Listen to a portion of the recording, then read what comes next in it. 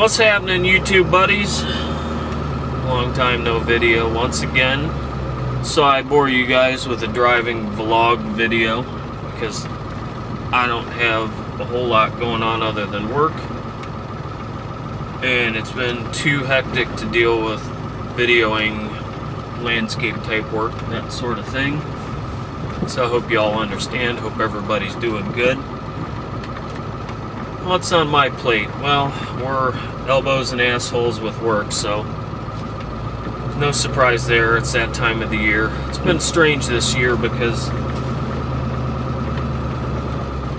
it seems to me that I put out all kinds of quotes in late March, early April for people that called and wanted work done. And I had a couple bites, of course. And we had some leftover work from last year, so we had plenty of stuff to do. And then all of a sudden, about 3 weeks ago, I guess it was, I just got bombarded with people that decided, oh, well, now we're ready to do it, why aren't you here, sort of attitude. And we sort of have a deal that the only way we'll contract any work is with deposit money and a signed contract, that sort of thing. Unless it's a little job, you know, a couple $100, we don't mess with those. But I mean, most of these couple thousand and up jobs, I mean, there's always a contract involved. And so everybody knows where everybody stands and what you're responsible for, this, that, and the other. Well, these people are starting to get the idea that, you know, you can do work with a handshake. And I got bit hard once, and I don't ever do that anymore. Everything is contract, except for friends, and even with them, if it's a large enough amount, I mean, it's just kind of a cover everybody's ass scenario. That way they're not like, well, you said you were gonna blank. And you say, no, read the contract. So, I digress. That's what I've been running into. People thought because they, you know, mentioned it to me, they wanted something done, meant that I would just be there, even though I sent them a price quote, and they never bothered to call me back and tell me anything until they were like, what the hell. Anyways, that's what's going on with work. The boat got launched Memorial Day weekend, so that was 2 weekends ago, not this past one, but the one before. Of course, I always get people saying, well, how do we know what time it is, you know? Depending on when this video goes up, that could have been a year ago. Well, you have to use your imagination. That went off without a hitch. I brought it home Wednesday night before Memorial Day, and Thursday after work, I spent several hours pressure washing, cleaning, polishing with the buffer, and then throwing a couple coats of wax on it.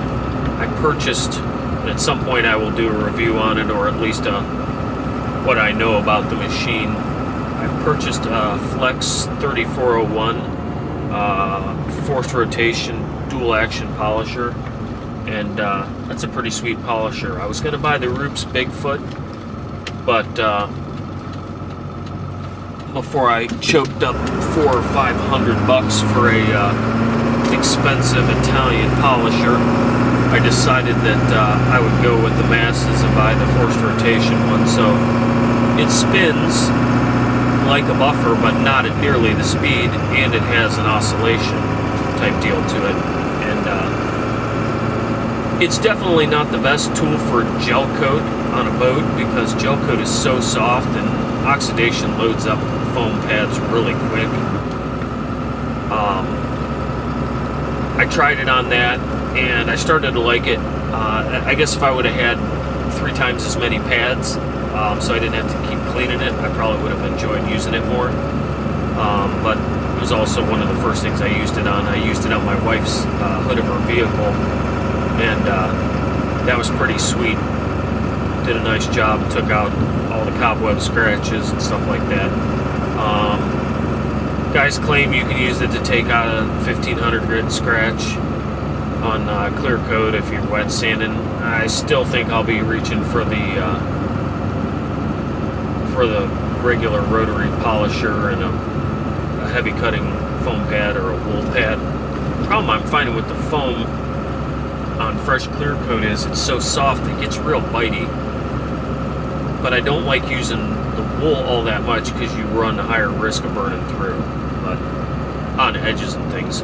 That was the main reason I bought that Roops Bigfoot, the little pneumatic one with a 3-inch or 4-inch pad on it, because it helps you get around kind of your trim work, you know, first. Get all that done, and then you can go in with the big polisher and do the larger flat areas. But that little Roops has a 15mm throw on it, and that sucker does a great job.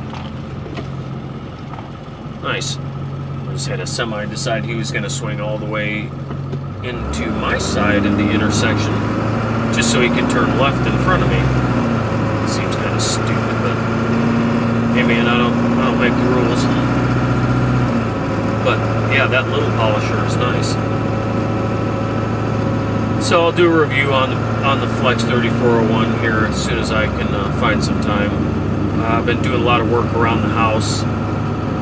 Spent this past weekend because it was rainy. I didn't go to the boat. I spent that with the power washer and cleaning my driveway that I haven't power washed since the year I moved in, which was 9 years ago, going on 10. And with all the trees and stuff in there, it just gets disgusting. I was tired of tracking all the grit into the house, so I did that and cut down a bunch of trees at the house. I have a bunch of dead ash trees and old willow trees that are falling apart and things like that. We bought a fairly large 5-acre parcel with a lake, and it's just got a lot of old trees on it, and that was a reason we really liked it. And I knew there'd be a lot of work to come cleaning it up, but I've been working on that, and I'll probably go to the lake this weekend. I don't have any bodywork jobs lined up for you guys. I have work to do. I just don't know that I'll get to it over the summer months unless things really slow down. This time of the year is always crazy because, like I said, people all jump on the bandwagon to get stuff done. And usually by mid-July, we're absolutely dead, or toward the end of July. So end of July and into August, it gets really quiet. And then once people are done with vacation and kids are back in school, then things pick up again on the landscape side. We still cut a little grass a day and a half, 2 days a week.